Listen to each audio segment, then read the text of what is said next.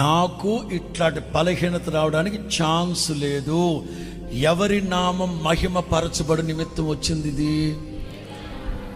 అదే చెప్తున్నా, అన్ని రోగాలు పాపం చేస్తేనో ఏదో దోషం ఉంటేనో కాదు, కొన్ని దేవుని మహిమార్థమై వస్తాయి. చెప్పకూడదు కానీ చెప్పాలి, తెలియాలి. యూట్యూబ్లో వాటిల్లో వీటిల్లో క్యాన్సర్ వచ్చింది, గొంతు క్యాన్సరు. వాళ్ళ నాన్నగారికి గొంతు క్యాన్సరు, అది ఇతనికి వచ్చింది. ఆ గొంతు క్యాన్సర్ వల్లనే రక్తం కక్కుతున్నాడు, బ్లడ్ క్యాన్సర్ వచ్చేసింది, ఎక్కువ కాలం బతకరంటని పెట్టి. నిజమే, మా నాన్నకి థ్రోట్ క్యాన్సర్. నిజమే, మా నాన్నకి థ్రోట్ క్యాన్సర్. ఎందుకంటే దశాబ్దాల పాటు టైర్ కంపెనీ దగ్గర ఉండేవారు మా నాన్న. మాకు టైర్ కంపెనీ ఉండేది. ఆ డస్ట్ వెళ్ళి థ్రోట్ క్యాన్సర్ వచ్చి చనిపోయారు మా నాన్న. 57 సంవత్సరాల వయసులోనే మా నాన్న చనిపోయాడు. ఆయనకి 57 ఏళ్ళ వయసు, చనిపోయాడు. ఆ మొదటి వారంలోనే నేను అవన్నీ చూసి అసలు నాకు కూడా గుర్తులేదు మా నాన్నకి థ్రోట్ క్యాన్సర్ అని, గొంతు క్యాన్సర్ అని.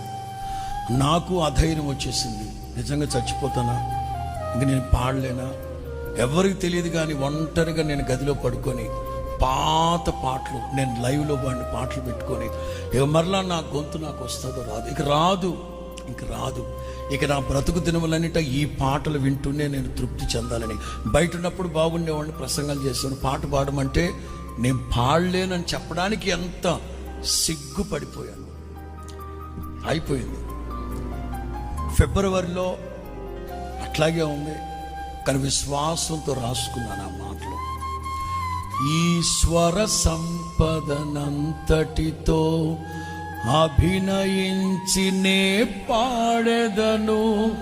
ఇది గొంతు అట్లాగే ఉంది, కానీ రాసుకున్నా, విశ్వాసంతో రాసుకున్నా, ప్రార్థన చేసుకున్నా.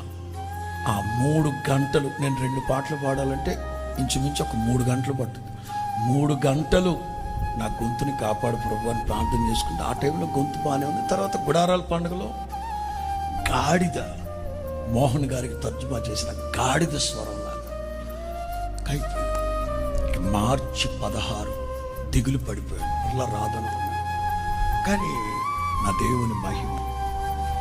దేవునికి మహిమ కలిగేటట్లుగా తిరిగి మరలా నా స్వరాన్ని దేవుడు నాకు ఇచ్చాడు. దేవునికి మహిమ కలిగి